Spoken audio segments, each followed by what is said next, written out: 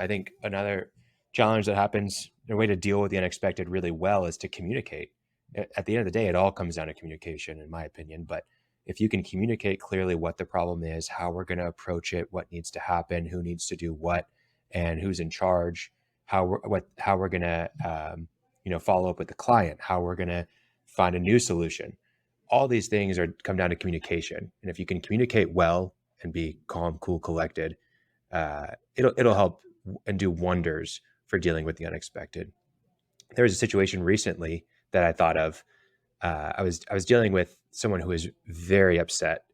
Would be an understatement, about a problem, and they were rightfully upset, but they were so emotional about it that it wasn't going to lead to a positive solution. And there's a really great book called Nonviolent Communication. It's more of like a textbook, so don't go and just pick it up and decide to listen to the audiobook version. But it is a good book, Nonviolent Communication. And in one of the sections, he talks about the impact of just lowering your voice to a whisper. And with the problem that people have with a whisper is that if they're trying to talk, they can't hear you. And so immediately they listen. And we're accustomed to hearing a whisper almost like it's a secret. And so in this situation, I came up, I said, "Hey, listen, I'm so sorry that this happened. You're so right. You're completely screwed. I'm so sorry." Exactly. But no, I mean, Yeah. if you just lower your voice, it has such a impact. And immediately whenever he responded, he didn't need to yell because he could talk at a normal pitch and be speaking over me. So if that's what he was trying to accomplish, he didn't have to yell. And because he's not yelling, then he can talk more logically and he can see that we're trying to solve the problem. So that's just a simple tip. But obviously there's so many things that you can talk about with the unexpected and how to deal with it. But I think leading by example and being calm, cool, collected yourself will really help ease the tension in a situation. Yeah. Being the voice of reason, not emotion.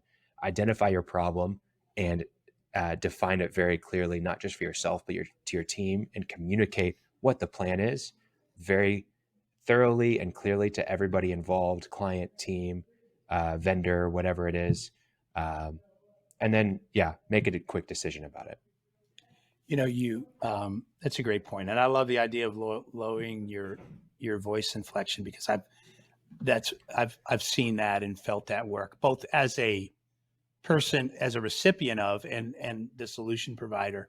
In our business, again, you do a volume business, you're going to have, more than a few things go wrong over the course of a year. So I've had some experience with, and you learn some of those phrases, Khalil, that can help, sort of get everybody back on calm footing. And for example, I think one of my go-to phrases, as you walk in and you can feel the tensions just at an all-time high, and you let somebody just rant and vent and go through what the problem is according to however they want to describe it.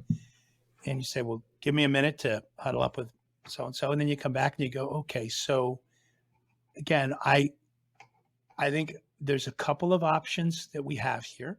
Yeah. They're not unlimited, but let's run through what they are. And then let's talk about the consequences of each one, both on time and or cost. And then you help prioritize, what happens based on what the most important things are." So, it's how many times have we all had to learn how to say no to a customer without saying no? Yeah. I've had a customer on a Sunday want to lazy Susan a $150,000 exhibit 180 degrees on a Sunday at double time. And you don't want to say no, and you just want to say, "Well, we've got some options. Let's run through what they are." Mm-hmm.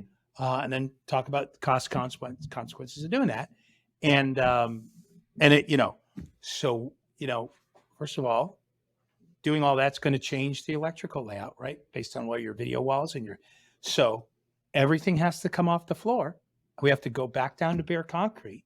So some of those components we can slide off the floor, and that'll take quite a few men to do that and leave it intact. Other things we're going to have to dismantle and then reassemble. And anyway, once you start to go through things, or maybe another option would be, we can float a sign over that main aisle or facing this way that's going to attract the crowd that you want, that you think would be better if the booths were facing the other way. Anyway, but once you just, one, make sure that that customer who's probably used to making decisions gets to make a decision, right? Mm. And, I always remind my crew, at the end of the day, they're paying us for an experience. They're not paying us for the thing that we're the booth, the thing we're setting up. I mean, I know they are, but they're paying us to deliver a hassle-free experience on the move in and move out. So our job is to try and do that. And sometimes those unexpecteds can make that hard to do, but that is our job. Yeah. And so so I always tell people, and by the way, how many companies, Khalil, do you coach when they say, well, why should they do business with you? And they say, well, our service is the reason they do business with us. But isn't it true that usually with service, something has to go wrong in order for you to prove that your service is exceptional? So I'm not usually afraid of when I hear about something that didn't go perfectly. I'm more concerned with how did we respond? Yeah. Right? Yeah. How did we get it done? Definitely. I think it's very true that even though your processes can be, you can basically not have a problem, and you basically just met the customer's expectations sometimes. Yeah. And so it's really how you react and how you respond in the times of, oh no, how are we going to make this happen? That you're really going to show your value and your worth to a client. And some people will be able to understand, wow, I didn't have any issues with them, I'm using them again. But it's not until they go and they work with someone else where they have all these issues, like, wait, I'm going to go and use this company because they were fantastic and I didn't have issues. I don't want to bury the headline here.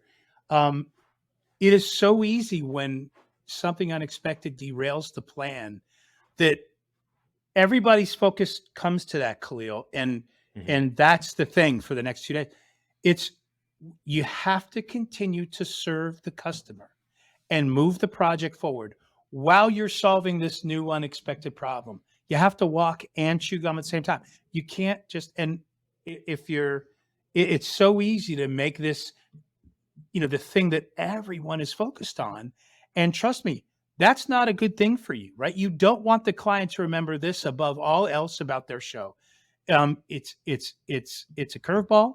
It's happening. Here's what we're doing about it. Let's keep setting up this over here. Let's keep doing this here. We have that private event we're doing for you over here.